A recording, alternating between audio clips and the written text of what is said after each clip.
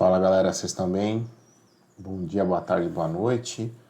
Sejam bem-vindos ao Creme do Milho e hoje a gente vai falar do quiet cracking. A gente vai comentar essa reportagem aqui da Forbes de 26 de agosto, de 2025, feita pela Carolina Castrelon. Então vamos lá, vamos conversar a respeito conversar e comentar a respeito do quiet cracking, como o fenômeno silencioso prejudica a produtividade e o engajamento.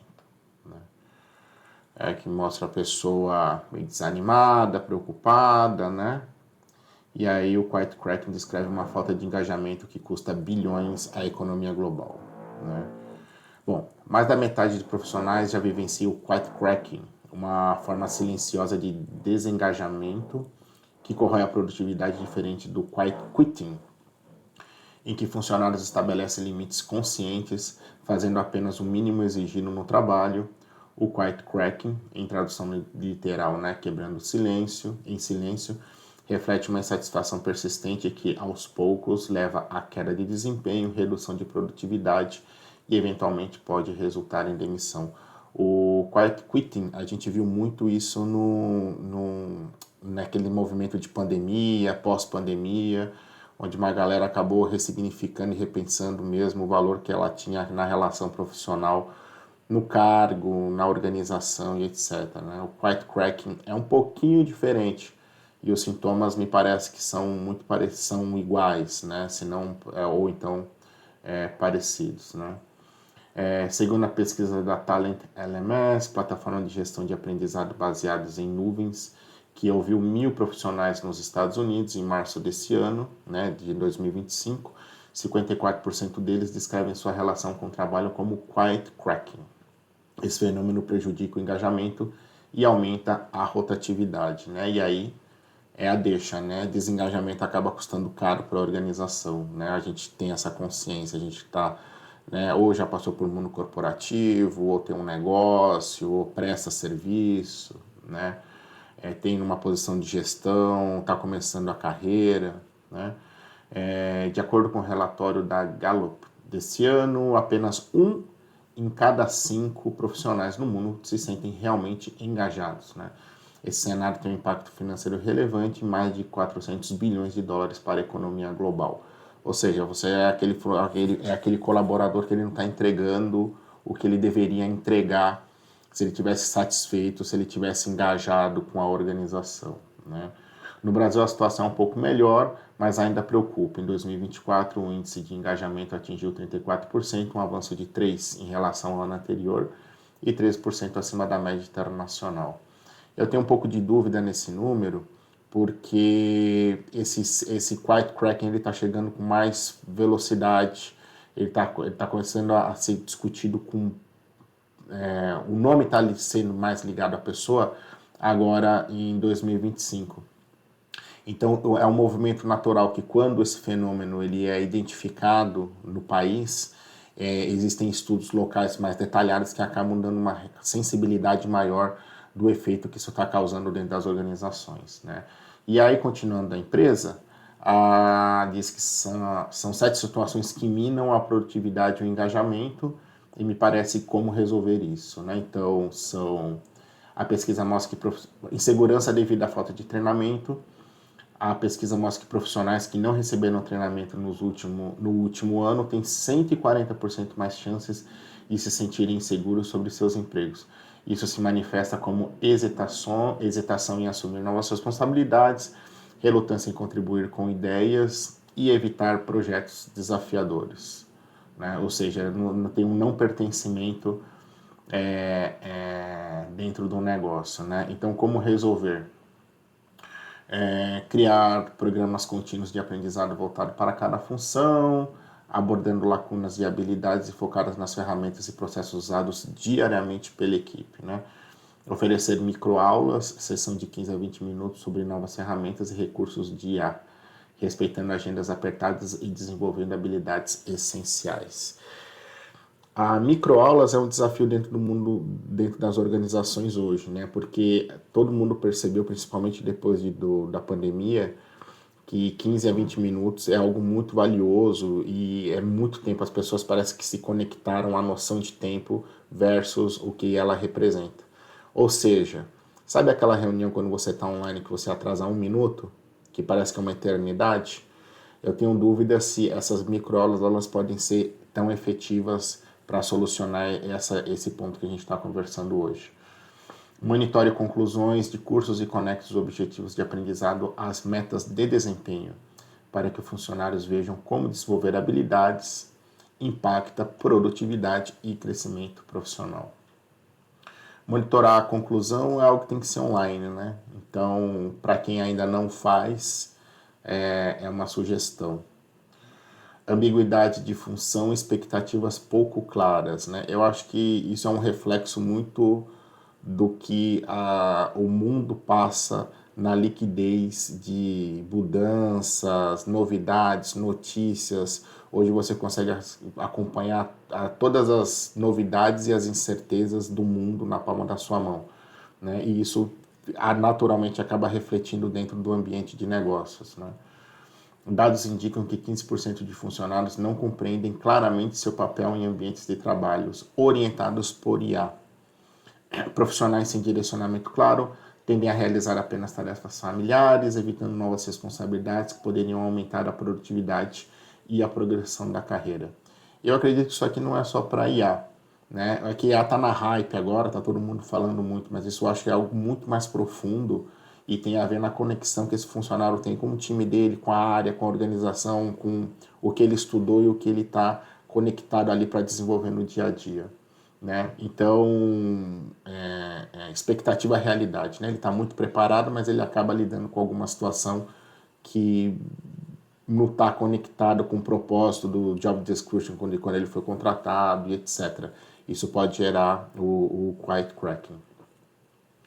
Bom, as dicas aqui são atualizar regularmente descrições de cargo, conforme as ferramentas e processos evoluem, realizar check-ins trimestrais focados nos objetivos de cada função, alinhando expectativas e responsabilidades, e publique fluxogramas claros de novos processos, mostrando como a contribuição individual se encaixa no sistema como um todo.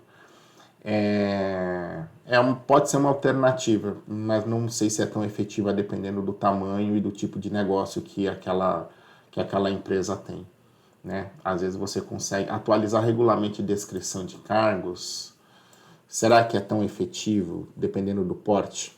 Uma empresa com 10 funcionários, 10 colaboradores, às vezes você pode fazer isso no pitch, né? Ou então você acompanhar a sua equipe e deixando claro quais são as atualizações e as mudanças e o que a empresa está esperando naquele determinado momento, né? Pode ser uma alternativa. Seguindo aqui o item 3, né, sobrecarga devido à má gestão da carga de trabalho. Pesquisa revela 29% dos funcionários relatam carga de trabalho insustentáveis. Essa sobrecarga contribui diretamente para o quiet cracking, né? Pois até os membros, os profissionais mais dedicados se esgotam quando enfrentam demandas persistentes sem o recurso adequado. Eu acho que isso é uma realidade pouco falada, né? Eu vejo muito, ao meu ver, muito do que essas mudanças tão rápidas que estão acontecendo acabam refletindo nisso, né? Então você tem uma sobrecarga de trabalho e incorporando atividades que não estavam no seu escopo inicial de função. Tentativa de como resolver aqui, né? Realize auditorias regulares para identificar e eliminar trabalhos de baixo valor, automatizando, delegando ou removendo tarefas que não contribuem para o objetivo-chave. Estabeleça dias de foco, sem reuniões permitindo o trabalho profundo em projetos complexos. E use ferramentas de planejamento para equilibrar a carga de trabalho entre a equipe, redistribuindo tarefas antes que o excesso de trabalho comprometa a produtividade e cause desgaste na equipe. Isso aqui eu vejo muito mais, me parece muito mais algo. Auditoria nem toda empresa vai fazer, né? você pode ter o conceito de auditoria, o que aplicar a auditoria, mas não o ritual de se auditar algo, ele é muito mais complexo, né? Talvez aqui para uma multinacional pode até funcionar, mas ainda assim a definição de escopo de atividade e do que fazer, de priorização, pode ser algo de valor para esse problema. Dia sem reunião, isso vai funcionar só no começo, gente. Porque depois vai começar uma reunião rápida de sexta-feira, depois vai começar uma reunião rápida de segunda de manhã, e quando você vê, isso aí está normalizado. Né? Existem tentativas de fazer isso nas organizações, mas com baixa efetividade. Né? E ferramentas de planejamento é a mesma coisa, dependendo do porte do negócio, não é efetivo. Às vezes uma boa conversa e transparência sobre a rotina que você tem com a sua equipe, com a organização, pode ser muito mais produtivo. Né? Isolamento e falta de suporte ao item 4. Os primeiros sinais visíveis do quiet cracking aparecem com redução de colaboração e afastamento das interações em equipe. Esse isolamento cria um ciclo perigoso, funcionários menos conectados participam menos, aumentando a sensação de solidão e corroendo a produtividade. Né? Como resolver?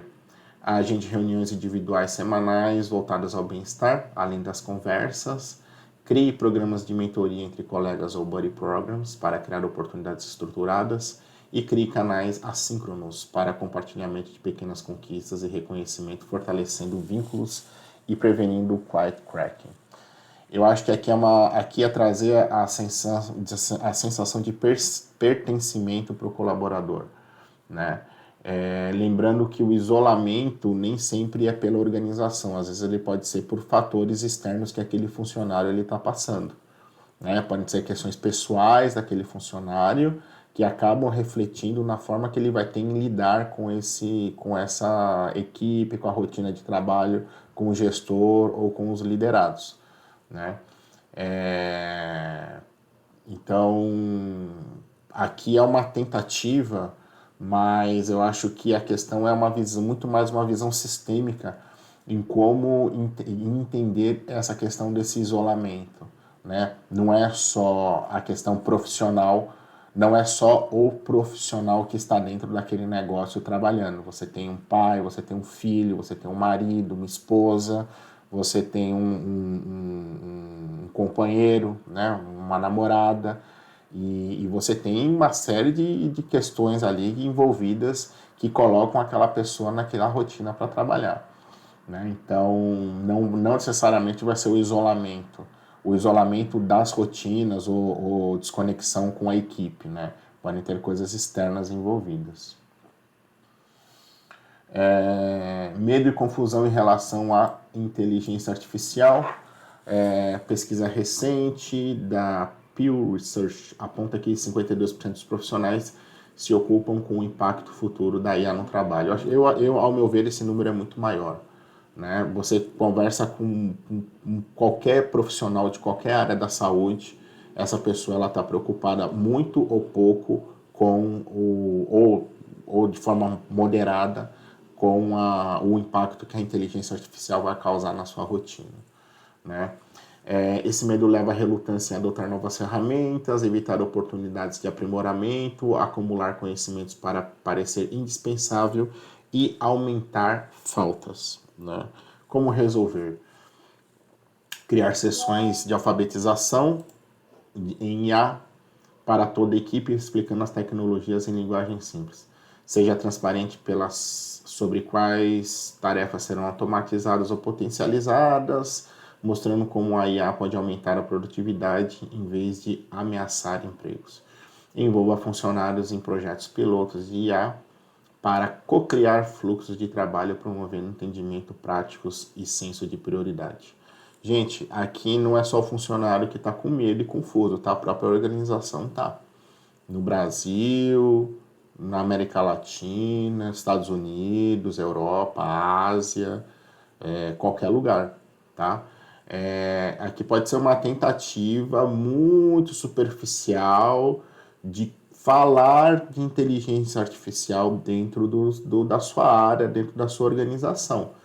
Mas o próprio empresário, o próprio dono do negócio, ele tem sérias questões e sérias dúvidas sobre como que ele vai manter o negócio dele daqui 2 anos, daqui 5 anos, dados os impactos que a IA está causando em todos os setores, em todos os cargos, em todas as áreas, né? Então não é uma questão, essa confusão ela não é do indivíduo, né, mas do negócio, mas também ela vai para o negócio. Item 6, né, item 6 de 7, incertezas na carreira e estagnação. O estudo mostra que 82% dos funcionários se sentem seguros em seus cargos atuais, mas essa confiança cai para 62% quando questionado sobre o futuro da empresa, né? A desconexão entre segurança no curto prazo e sucesso no longo prazo favorece o quiet crack, né? Ele está muito confiante hoje com o que ele está fazendo, mas ele não sabe se daqui 2 anos ele vai estar na mesma posição. Como resolver, né? Criar planos de carreira claros que demonstrem possibilidade de progressão, especificamente em evolução de funções para integração tecnológica. Isso funciona muito pouco, tá, gente? Promova conversas trimestrais de desenvolvimento de carreira separados da avaliação de desempenho, focando em oportunidades de crescimento. Existe, mas é pouco efetivo, porque as mudanças elas são muito mais rápidas, né, hoje em dia, né? Então, conversa trimestral ela pode levar uma eternidade para o colaborador. Opa, estava aqui, não estava mostrando. Ela vai levar uma eternidade para o colaborador, né? Estabeleça programas de mentoria conectando funcionários a líderes que os auxiliem na evolução profissional, né? O programa de mentoria ele é muito válido, mas você pode também conversar com amigos, pessoas mais experientes que você tenha confiança para poder falar do momento que você está passando.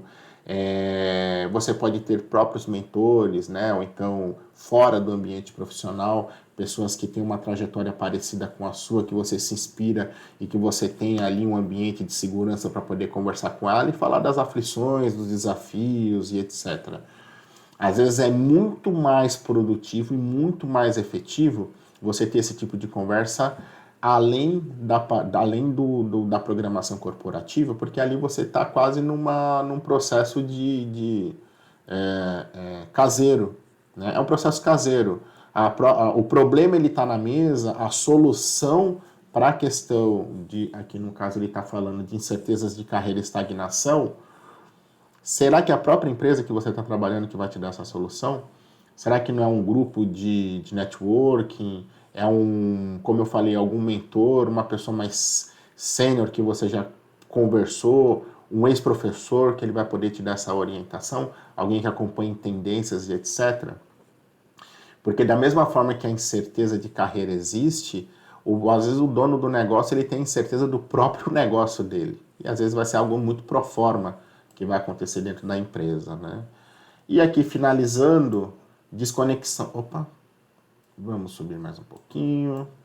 Desconexão de liderança e preocupações não ouvidas. Totalmente comum. Quase 50% dos funcionários que experienciam o quiet cracking relatam que seus gestores não escutam suas preocupações. Eu acho que 50% é muito baixo, tá, galera? Essa falha de comunicação não impede intervenções precoces, criando pontos cegos até que o desengajamento impacte o desempenho e a produtividade. Lembrando que o seu gestor ele vai ter muitos outros problemas além de você, tá? Isso não é um problema seu, isso é um problema dele.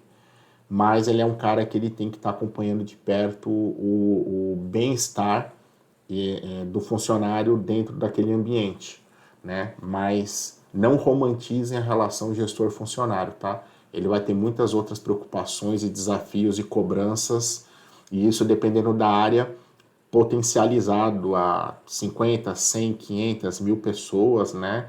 E outras áreas ali que estão em conflito com o dia a dia dele. Então, essa desconexão, ela tem, além da percepção, né? Que aqui que fala de 50%, eu acredito que esse número seja muito maior. né? E principalmente do tipo de cargo, né? Às vezes um cargo mais júnior, um começo de carreira, que você tem que estar mais perto acompanhando essa pessoa, diferente de um cargo de liderança, né? Conforme você vai tendo cargos maiores, o seu feedback, o feedback que você vai receber, o acompanhamento de carreira, ele tende a diminuir, né? Porque é uma curva inversa, né? Porque você já tem uma posição de gestão, você está mais ali para acompanhar do que efetivamente você receber feedbacks, mentorias, programas, escuta ativa, empatia e etc. Né? E aqui ele coloca, né, como resolver, vamos aqui, treine os gestores para reconhecer sinais iniciais de desengajamento, como menor participação em reuniões ou colaboração reduzida. Agora fazendo o papel da organização, né? E quem que vai olhar para esses gestores, né? Se o RH, que é responsável por organizar esse programa, quem que vai olhar para as pessoas que estão dentro do RH? Isso não acontece, isso acontece de uma forma muito silenciosa, né? Crie canais anônimos de feedback, onde funcionários possam expressar preocupação sem receios de represálias. É nobre, mas é muito complexo de você conseguir isso, né? Porque exige alguém de fora, independente, acompanhando os casos e etc. Você criar canais anônimos, mas dentro da organização, lamento dizer, mas isso não acontece. Ou salvo raríssimas exceções do mundo corporativo, do governo, né? E promova sessões estruturadas de escuta ativa em que os líderes se concentram em ouvir atentamente sem buscar soluções imediatas. Aqui é praticar mais o exercício de empatia, né? É isso, galera. Aqui tem uma leitura da reportagem. Eu acho que é uma tendência, eu acho que essa questão ela sempre aconteceu, mas agora estão conseguindo dar um nome a esse problema que acaba gerando turnover, desengajamento, prejuízo para organizações e atrapalhando o bem-estar daquele colaborador. Né? Então fica aí a reflexão, né? Será que existem outras formas, além do que está aqui na reportagem, do que eu dividi com vocês, de se evitar e de conseguir superar o quiet cracking? Você está passando pelo quiet cracking? Agora, divide aqui com a gente. Se quiser, manda uma mensagem, a gente conversa, a gente bate um papo. E o canal Creme do Milho é exatamente para isso. A gente aqui é um espaço de troca de experiências voltados para questões de escuta, empatia, a parte corporativa e as relações pessoais, tá bom? Então aqui dá os créditos para a Forbes, que já foi reforçar os créditos, né, que foram dados no começo, e falar aqui da Caroline Castellon, né, que é colaboradora da Forbes dos Estados Unidos, né, mentora de liderança corporativa e ajuda mulheres a lidar com as mudanças em suas carreiras. Ok? Bom, galera, espero que vocês tenham gostado do vídeo. Deixa aí seus comentários, se chegou aqui até o final, curte lá, curte, assina aqui o canal para participar, porque toda sugestão, dê dicas de pauta, porque todos os assuntos serão sempre muito bem-vindos para poder a gente trabalhar com muito carinho aqui e dentro desse ambiente a gente promover a escuta empática e as relações nas organizações pessoais, de liderança, motivação e carreira, lifelong learning, tá bom? Até em breve.